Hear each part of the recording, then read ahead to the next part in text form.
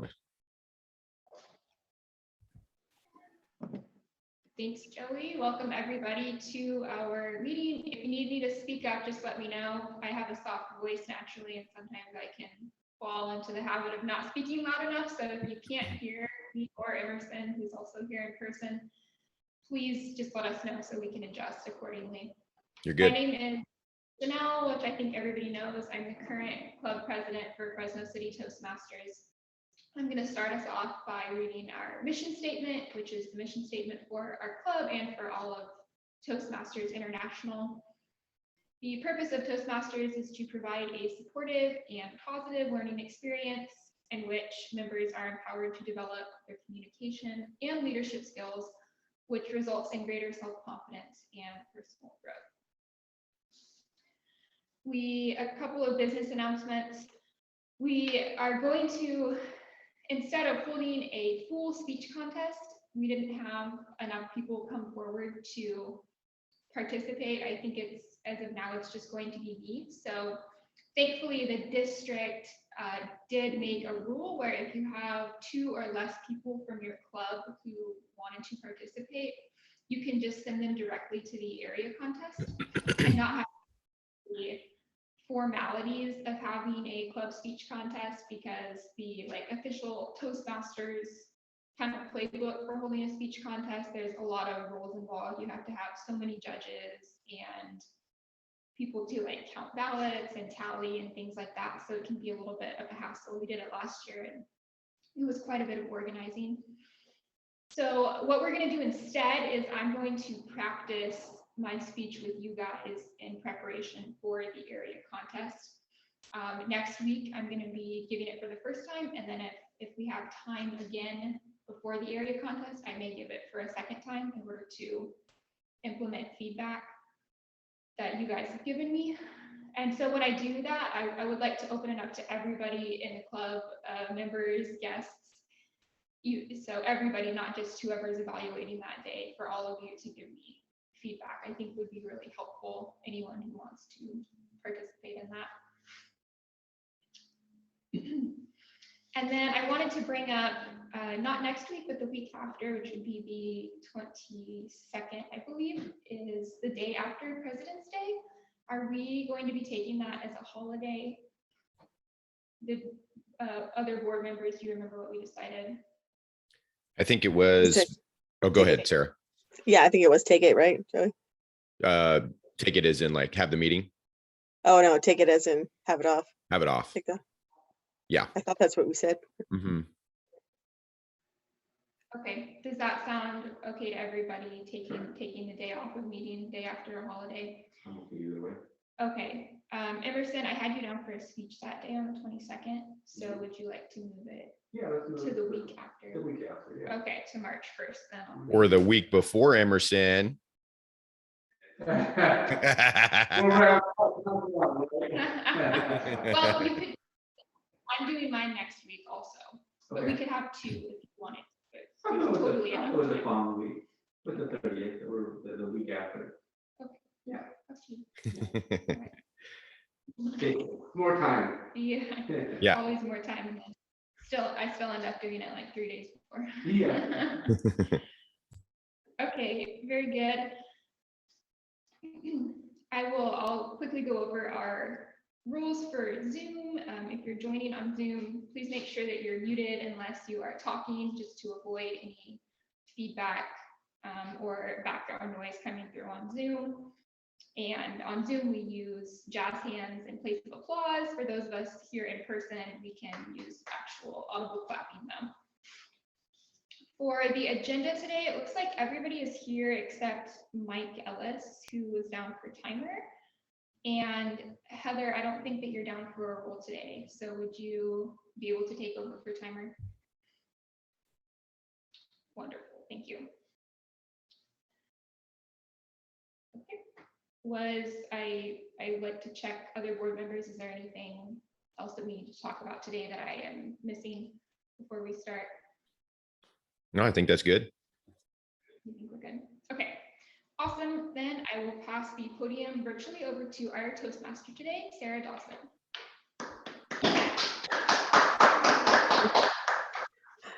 Thank you so much, Chanel. We really appreciate it. I really like your theme that you picked for this week. Dance like no one is watching. Okay, everybody, really quick, go ahead and do a little dance. No, just kidding. You don't have to. Oh yeah. Oh yeah. We got it. Oh, you guys did it. That's awesome. Now, if there was nobody watching, would you guys have done a lot crazier dance than you just did right then? Yes. Yeah, for sure, right?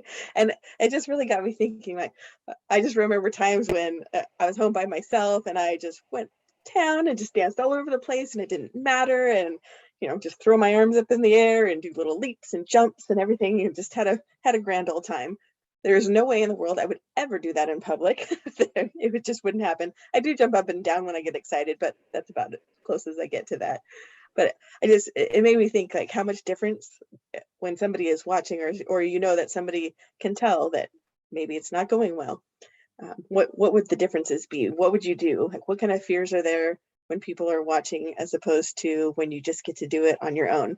And then it also just made me think of how many similarities there are to the speaking.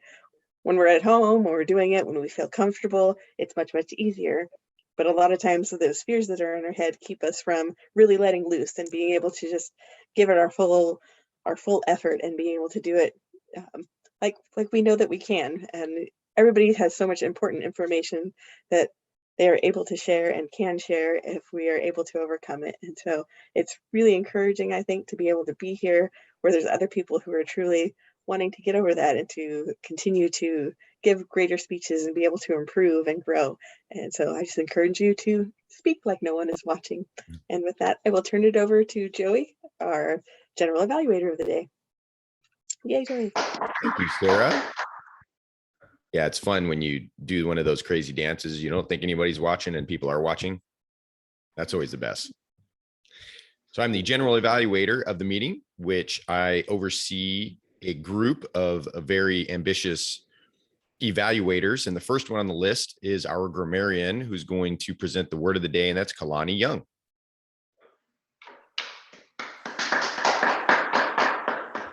I'd like to apologize for having my screen off. I had to wrap up a few things, but I refuse to be late today. Our word of the day is going to be disheveled. It is a word that is marked by the disorder or disarray of an item, adjective, or thing. And I went ahead and already put the definition in the chat for you. And as an example, his hair was disheveled and his clothes were wrinkled. The late student had clearly overslept. And I will be taking notes on who says the word today. And I will be passing it back to our all counter, Monica.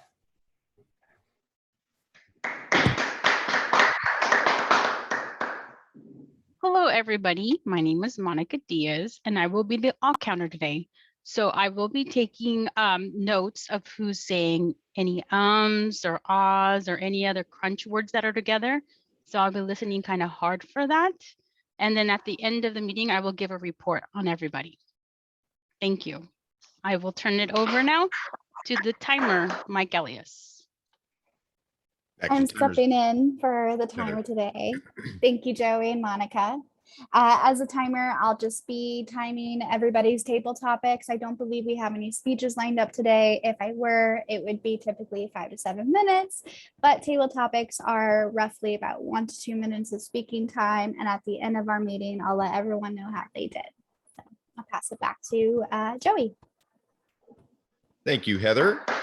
And then also be the Zoom master, which I'm trying to focus on getting whoever's speaking in the center of the screen. If we had a speech and an evaluation, usually we try and take the speaker and the evaluator and put them into a split screen so you get to see both sides. But I'll be doing that as well. We already have the video on record.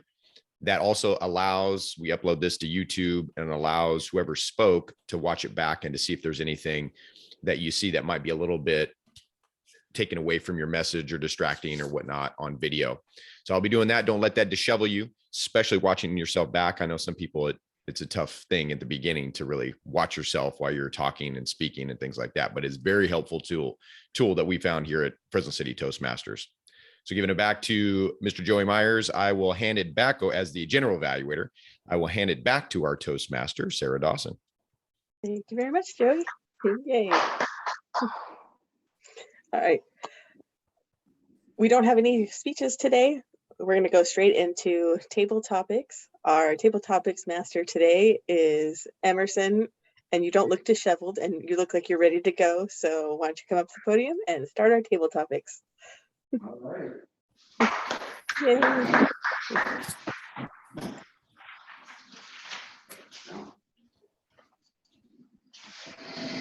So good afternoon, everyone. For table topics, I will go ahead and give a topic that we can all practice our impromptu speech given. And so it'll challenge us to think on our feet here. So I did have a topic, and it's not really connected with dancing like no one is watching, but I think it's an interesting topic, and I can take my mask now because the window's open. So in terms of 9/11, we all remember 9/11. Some of us were kids and some of us were adults. I myself was an adult during 9/11, and I remember how disheveled society became. And I always wondered, what will the future be like after this incident? Well, fast forward 20 years later, I know the answer to that question. But now with COVID, what will the world be like in 5 years? Some people are optimistic, some people are pessimistic. What's your view? That is the table topic for today. Who wants to go first?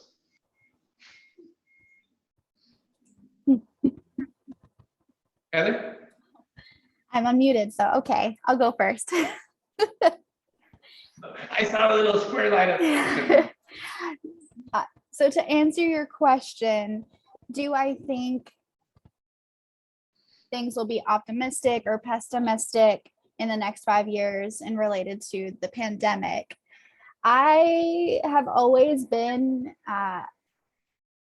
optimistic on the side of realism. I don't feel like, well, knock on wood, I don't want to just say it could get any worse, because the reality is that it could always get worse.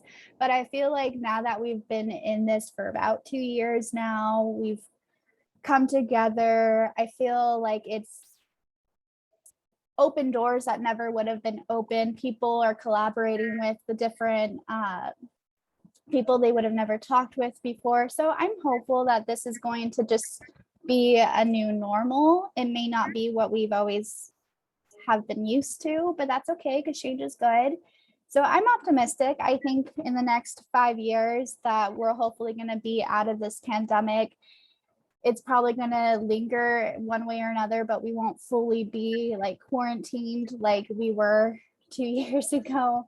So I'm really optimistic. I think that a lot of people are ready to do something new. And I feel like we're at that point in time where they just want to get out. Like, speaking from personal experience, I'm ready for a change.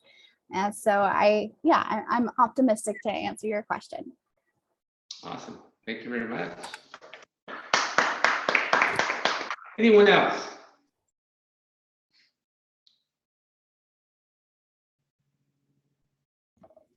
Can you repeat your question again, just to make sure that when I answer, I'm actually answering your question?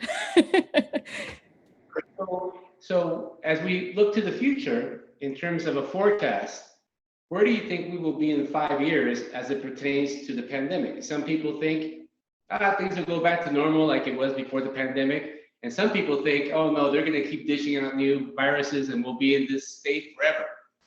And so, or some people are right in the middle.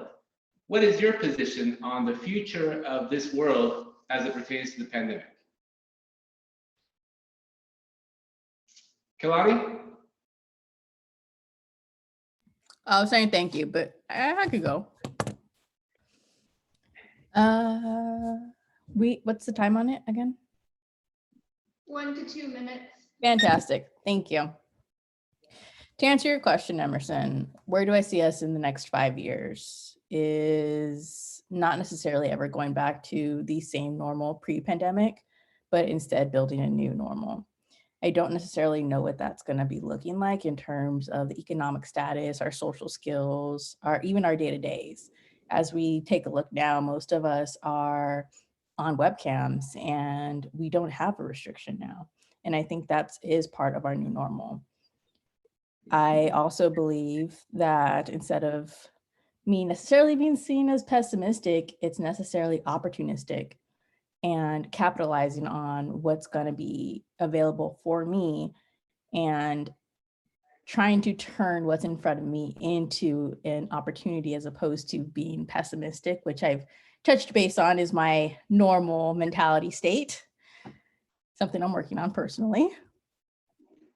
And I think that's one thing that I can say is we should perhaps try to adapt to is seeing kind of the flower that's going to bloom out of this at the end if we are struggling with it, and try to capitalize on that. That's my answer to whether I'm optimistic or pessimistic. Awesome. Anyone else? I can go. All right. Thank you. I believe that my answer is somewhat similar to Kalani's in the sense that I think there are some things that have come out of the pandemic that have not sustained and will not continue to in the same way. And then there are other things that have permanently changed society and the way that we function.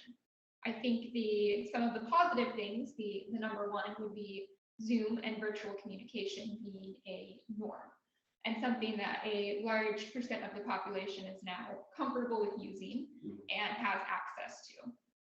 I think that masks, at least in certain parts of the country, California being one of them, are probably something that we will continue to see being used by at least certain people for a long period of time, where as prior to the pandemic, if you were out and you saw somebody wearing a mask, you would think, what's wrong with them? Did they catch malaria because they were overseas and they have some sort of horrible contagious disease?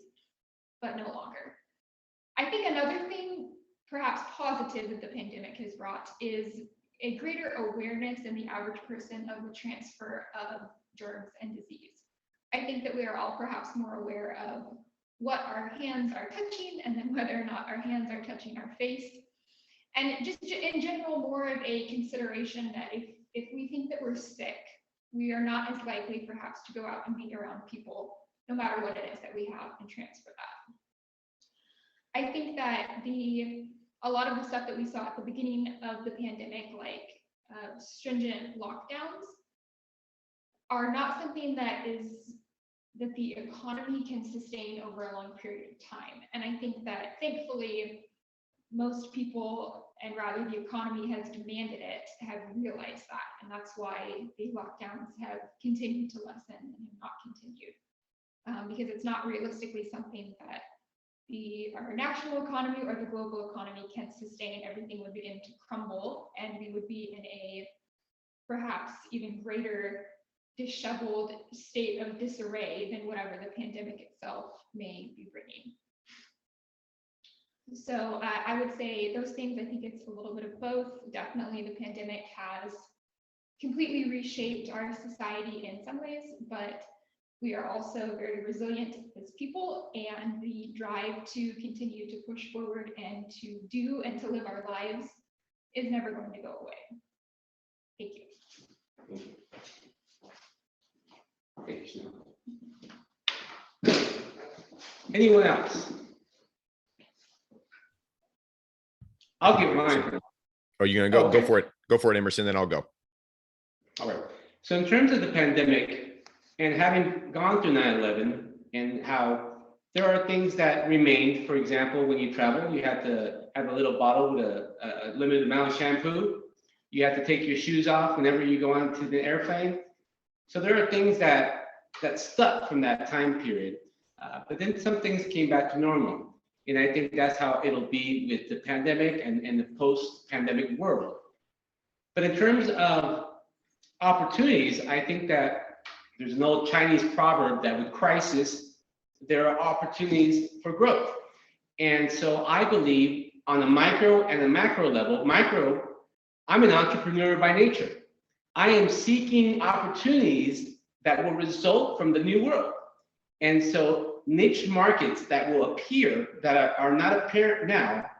It's like I was telling Chanel, it's like finding a fishing hole that somebody has not found yet, and then going after it and do as much fishing as possible. So I think that a new world will present new opportunities. And on the macro level, I think that economically the world will change, and it's changing now.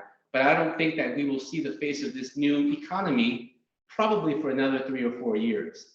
But that it will change, mark my words, and remember this speech, because I think it will change. So, you know, little spoiler alert, I think, because I sort of cheated because I look at the World Economic Forum forecast, and they're already making changes now. So that would be my forecast to the top.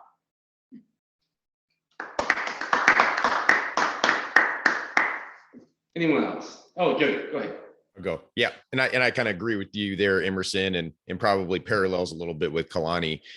A couple of things Warren Buffett said, and you can take this for bad or for good. Some people can use it for bad or for good, but there's a saying that he said that be fearful when people are greedy and be greedy when people are fearful. And I think at the start of this thing, and at the 9/11, I was playing baseball at Fresno State at the time. So I remember that I wasn't quite an adult yet, but I was kind of a dumb young adult at the time. And I think what we have to look out for is when people are greedy, you see whether it's a politician or it's business people or people around us, then that gives us cause to be fearful. And we have to figure out, okay, what is it that is driving that greed?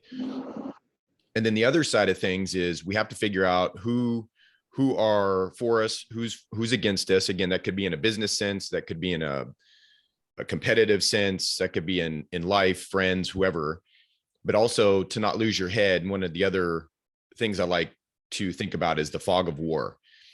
So if you imagine a battlefield that has smoke from bombs and mortars and all this stuff, and it's fog, it's all in the air, it's murking what you can see, it takes away from your visibility, how much visibility that you have.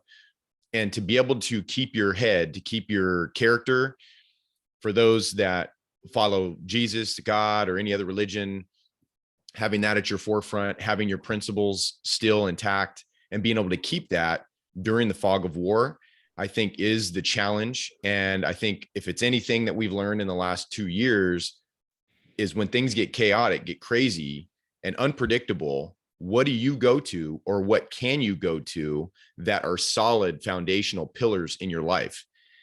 And that's where I come from, more of a Jesus following background. I follow Jesus. He's the king.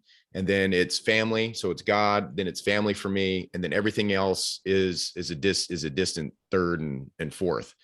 And I think that's the big thing. Whatever happens, for good or for bad, if you have that, if you have a good, solid foundational pillar in your life, then I think life isn't easy, but I think it makes things easier. So that's what I would say. Awesome. Thank you, Joey. Anyone else? I think I would like to take a crack at this. My boss probably would say something if I didn't. Our agency has been following the pandemic really closely because of opportunities that have come out for our agency. I'm a very optimistic kind of person. I always glass half full. Our agency has grown so much through this pandemic because we have opportunities that have been given to people of my community, which is a visually impaired and blind community. We work closely with the county with contact tracing, so we see the trends. And the primary thing that I always see every day, every time I go into meetings, is our new normal, new opportunities, and no longer working in silos. So I was about 5-6 years old when 9/11 occurred, and I grew up with the new normal. And Emerson talked about the security practices that now you have at airports. I see that happening here as well with COVID and the pandemic, where we do have those mask mandates, but they're going to be lightened up, but people will pick and choose if they want to do that. new job opportunities are coming out of this. We have Zoom as a new platform that helps equal the playing field and remote work as well for other people from different states, different situations in their lives. There's just so much that has happened, and the trends continue to be that we as a state and as humans are powering through this and wanting to not let this pandemic hold us down. So that is my thoughts. So thank you very much. Thank you, Ray. Thanks, Ray.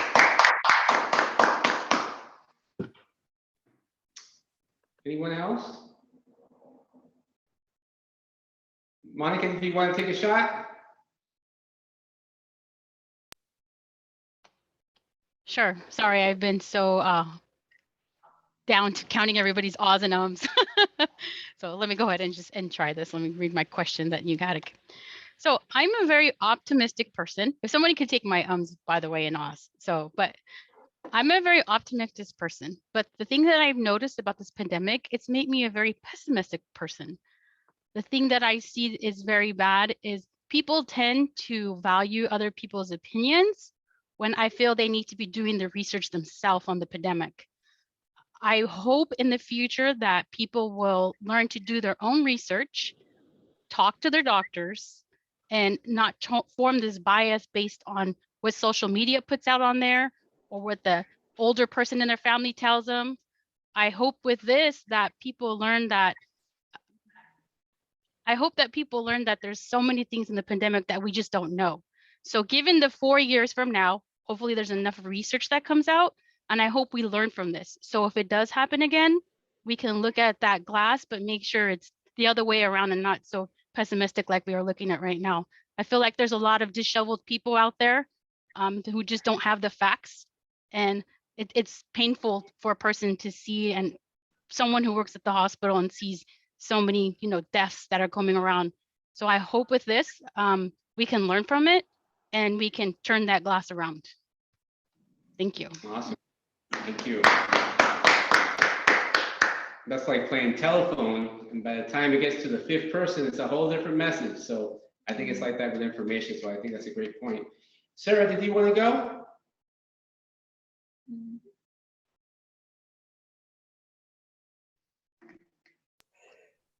Not really. No, thanks. Thank you. Okay, awesome. All right then. So I think that's all of us, right? So I'll turn it over to our Toastmaster, or is that what I do? Do I turn it over to our Toastmaster or General Evaluator? I think it came back to. Okay, so I'll turn it over to our General Evaluator. Thanks, Emerson. And thank you everybody for sharing. I know that's a little tough to come up with stuff like that. And it's a tough question to talk about because we're still in the midst of it. Like I mentioned, the fog of war. You guys hear me okay? I had my mic right next to my side there, like my sidekick. That's tough when we're in the fog of war, as Monica knows, being a vet, it gets tough and it's hard. That's what I find. It's what I find is that what Monica's talking about, that's what she's talking about, the fog of war. So how do you discern? How do you use critical thinking? How do you think for yourself, use your brain instead of let others or other platforms do for you? So I appreciate y'all sharing that. On that, since we don't have any speeches or evaluations, we'll just move on to our evaluation team. And the first one that we're going to bring up, we'll give a little bit of an opportunity for others to use the word, which has actually been used quite a bit. I've heard it quite a bit. I will bring up, let's do our awe counter first. So Monica, go for it. Okay, so these are the notes that I have. Janelle, you did really great. I like how you take those short pauses, those breaths. I could tell you're thinking about your next thoughts, and I can tell that it transitions really well. I was hoping you were going to do it but I didn't get any. So good job with that, Chanel. So Emerson, I do notice that you did during your during your speech topics, you did do the it'll. You repeated that like 3 times. A couple words that you repeat a couple times. That's okay. Sarah, I didn't get any. Joey, none. You do really good, but I do notice, and this is something that I like about it. I can tell when you're thinking because you look up, but right away you come back to the audience. So it's not really noticeable. Just for me, I was just like, where is it at? Kalani, great job. I didn't see, you great. You speak really well. No, just you formulate your words very well. So good job. No ahs, no ums. Heather, I did get 2 ahs on the table topic, but I'm the same way. So I do a lot of ahs. Ray, you did do and twice during your table topic, and I did catch 4 ums. And I know you're kind of new like me, so I do a lot of ums. I'm hoping to become like these other people that are well. But other than that, thank you guys for letting me be the all counter. Way to go, Monica. And Ray, great job, buddy. That's good. So some of us here when beginning, when we were guests or beginning stages, I mean, it was 15 Oz. It was, look at Sarah. Look at them. See, see, we were all like that. Way more than that. Did anybody have my Oz? I know I had a lot of Oz and ums. I got a butt. What'd you get, Kalani? I had 1 Okay. Chanel. during your table topic. I only caught 1 also, so I was gonna say, great job, Monica. You're doing awesome. And I've kind of noticed when you're talking about something that you are passionate about, all of the crutch words disappear. Yeah. And that's really cool. So I always know, like, when you have really thought about something and you have an opinion, because you very clearly then. That's the one thing that I need to work on, because when I'm very passionate about something, I tend to talk a little bit faster, trying to get those words out. Very cool. Yeah. And that's one of the things too, with your speeches, when you come up with something, that's why since the beginning, since I started, the big thing is you make sure that you pick a topic that you know for the most part, and that you have some sort of passion for. All that passion comes out. Most of you have been with us for a while, know what I'm talking about when I say that. And some of you newbies that are coming in, you'll notice those speeches that you watch, or maybe that you even do, you can really see that passion come out in somebody, and it totally transforms the speech. I've given speeches like that. I've also given almost speeches to where I have to cry. That's how emotional I was. But then I've also given speeches that are so dry and boring, you could tell that I wasn't into it. And that's the thing. So passion number 1 for it, and knowing your stuff too. Those are they really make for good speeches. It's easier to slow your speech down, Monica, than it is to get passionate about something that you aren't passionate about. So that's easy to slow something down. So great work. All right, next on our list was Heather, our timer. How do we do, Heather? Thank you, Joey. I think y'all did pretty well. There's just a couple that went over the 2-minute. Chanel, I got you at 2:35. Joey, 2:27. Not too bad for you. Let's see. Ray, I got you at 1:57. Monica, 1:19. Kalani, 1:25.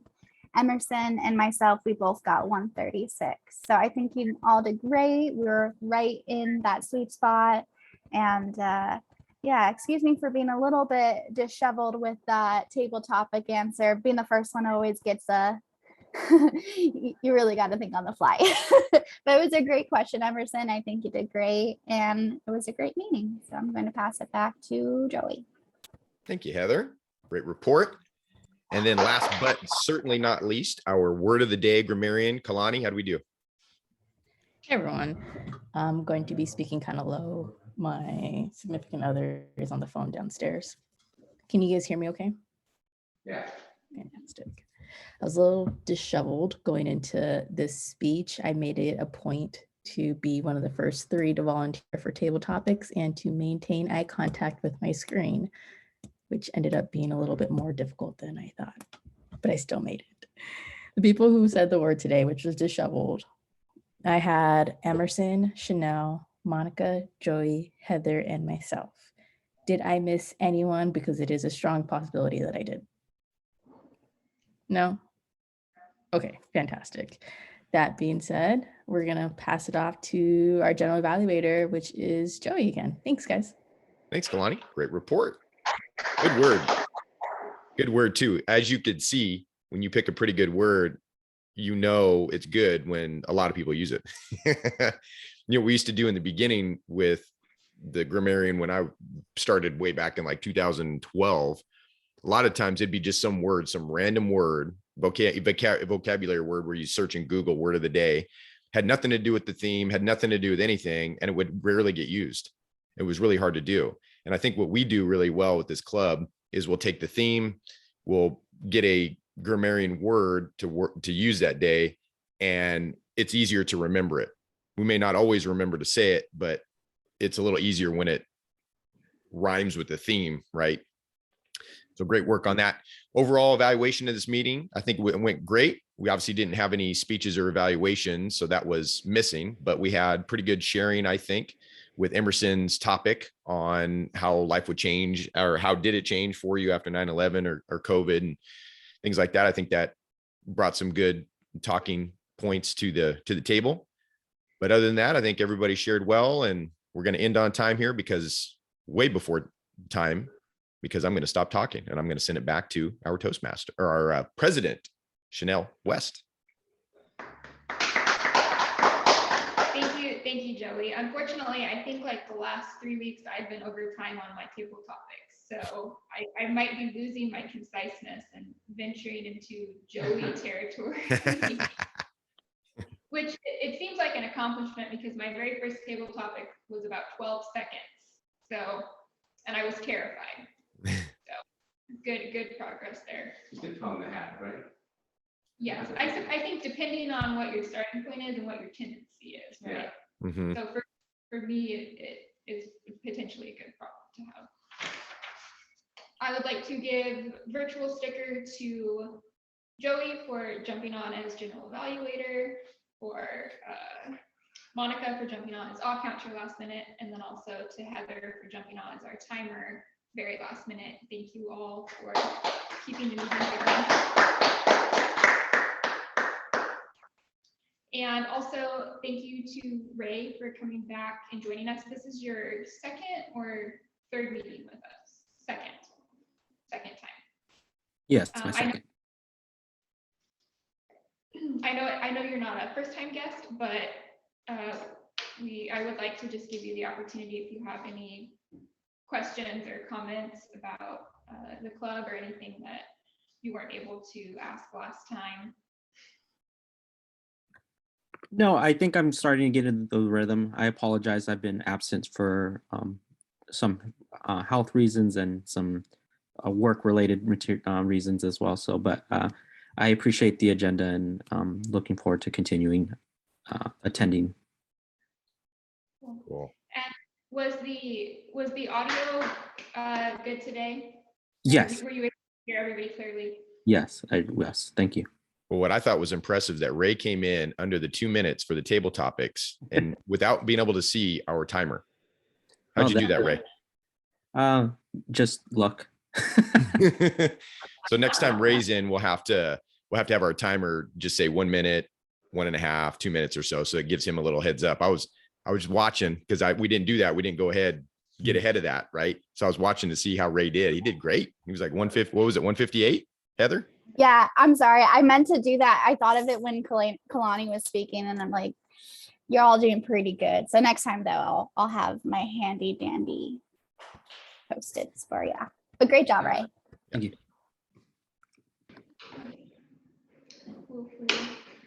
All right, so next week I'm going to be speaking.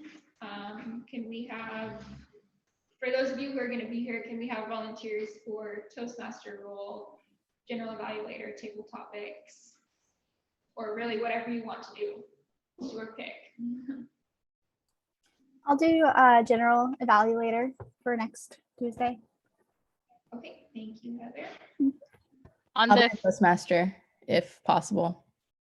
Yes, definitely. On the 15th, I'll be able to attend that day. So I can do whatever you want. Table topics? Have you done table topics, Monica? I haven't done table topics. Okay, let's do that. Yeah, good. I like that. I can be off camera. Okay, Emerson's gonna do all counter. Okay, and then I would like to get feedback from everybody if we have time on my speech, but let's still have somebody be the speech evaluator and kind of lead that. Sarah, do you want to do that? I won't be here. Oh, you won't be here. I could do it. Okay, thanks, Joey. Okay. That is everybody. And then you can just default me to Zoom too, Presidente. Yeah, thank you. I have been. You figured that. I've been leaving you there. Shoot, I'm so sorry. I just looked at my schedule. I will not be here next Tuesday. I'm Next sorry. Oh, okay. I'm glad it popped up right now. I have another training from 11 to 1 that day. Okay, I'll see if Denny or Karen could do table topics. But if you want to put me on for the next meeting we have, I can definitely do it Topics. that day. I think that's the first. Yeah, I will. I'll write you in for table topics there.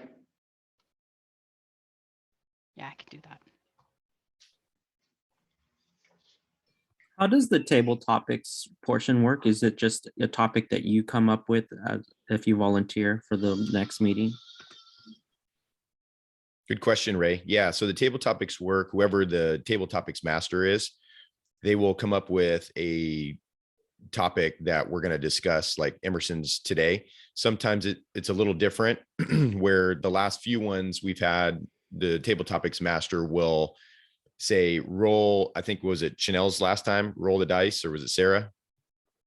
Sarah, right? Sarah, roll the dice, and whatever number it was, she had a list of six questions associated with each number. So if you said 2, or if she rolled it and it was a 2, snake eyes, then she would read the second question that she had there. I've done it to where 365 different table topics. And then I ask you to pick you can either pick a number, or I can have the Google random number generator pick a number for you.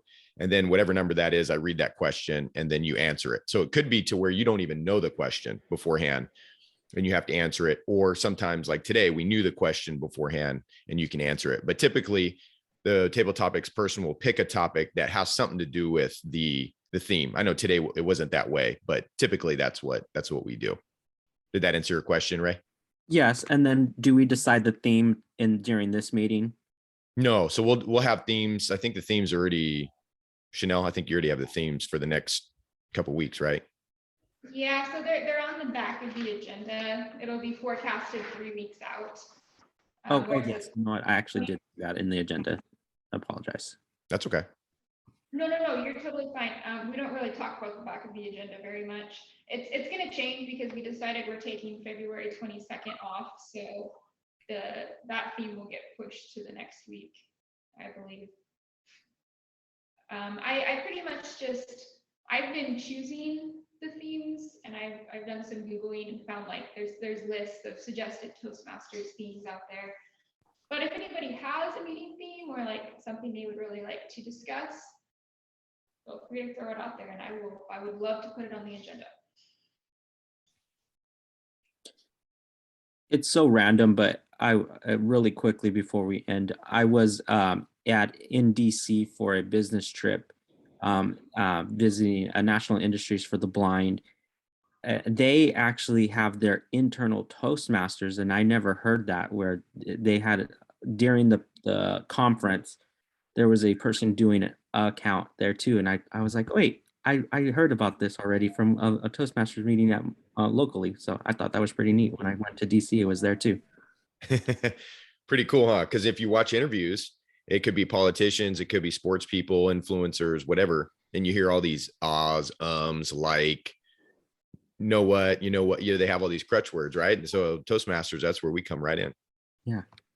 Yeah, and I said the statistic a couple weeks ago during our open house. I can't remember exactly, but I think it's 7,000 and something Toastmasters clubs in the United States. So there's a lot, and then there's maybe, I think it's 100,000 worldwide, I think. Isn't it? 100? I thought it was 100,000. That high. I think about half of the clubs worldwide are in the United States, and then there's maybe 7,000 more or something internationally. Yeah, fun fact. All right, anything else, guys, before we adjourn? Membership, I think that's what I was reading. Sorry, I was Googling it real quick. So yeah, you got 16,600 clubs in 143 countries. Membership exceeds 357,000 worldwide. Oh, okay. Yep. Thank you, Joey. Thank Google. Speaking of that, maybe we should give a heads up on the dues. Joey. Oh, do you yeah. wanna do that? Yeah, so we'll have dues due by the end of March. So we're still a couple months out or so, a little less than a couple months. And the dues, I think, did we decide if we're going to do the same as we did last time, where we give it to the people? So typically Toastmasters International dues are $45 2 times a year. And then our club dues, we tend to, before the pandemic, we were charging 60 total. 45 of that goes to Toastmasters International, which is the big umbrella company, the big umbrella organization. And we were keeping $15. So what we did for the pandemic was we said, it's up to you. We leave it up to you. If you want to give 50, or if you want to give 60, 50, 55, 60, whatever you can give, that'd be great. I don't know did we decide we were going to do that again? Well, I think since we put it out there, that yes. Might as well. Okay. So in that case, so 50, and that's for renewing. So that's for renewing members. Ray, you're not a member just yet. So depending on when you decide, if and when you decide to join, your membership dues will be prorated, but they shouldn't be more than like 65, 70 bucks total. Like if you started right at the beginning of, say, like April, say if you joined in April, the end of our dues into March, then you would get the max. So somewhere between 65 and 70. It would never be any more than that when you first joined. But then after that, renewing membership dues would be, again, 50, 55, 60, whatever you feel like you can give. So anything over 45 is what goes to our club. And then we use whatever we get to purchase equipment. A lot of our war chest in the last year or so went to putting these hybrid things on. We get a laptop, speaker, all that kind of stuff. So we do use that money for certain things in the club. But into March, 50, 55, 60, whatever you can give, just to kind of think about it. You don't have to do anything yet. I don't even know. If you wanted to give now to get that going, it's fresnotm@gmail.com. I can put that in there, but there's no pressure for you to make any decision right now. And is there a set amount of meetings I have to attend before I can be even considered a member? Typically just 3, I think, is what we usually do, but we'll accommodate. Okay, thank you. Yeah, but at least participating besides table topics, doing speeches, being part of the evaluation team, being an all counter, all that kind of stuff, that is reserved for the members. But table topics, all good. We'll let our guests come in on that. But generally about 3 meetings before maybe making a decision. Yeah, I would say I'm not sure how, because of how Ray worded that, but you can become a member at any time. You could become a member right now if you wanted to. You don't have to attend another meeting. But usually 3 is typically the limit on meetings you can attend before you become a member. So like 3 free meetings to check it out and make a decision. But as Joey said, there's some lenience there. Okay, thank you very much. Yeah, you're welcome. Okay. All right. I'm going to adjourn the meeting then. Have a great week, everyone. Stay safe. Okay. Bye, guys. See you next week. See ya.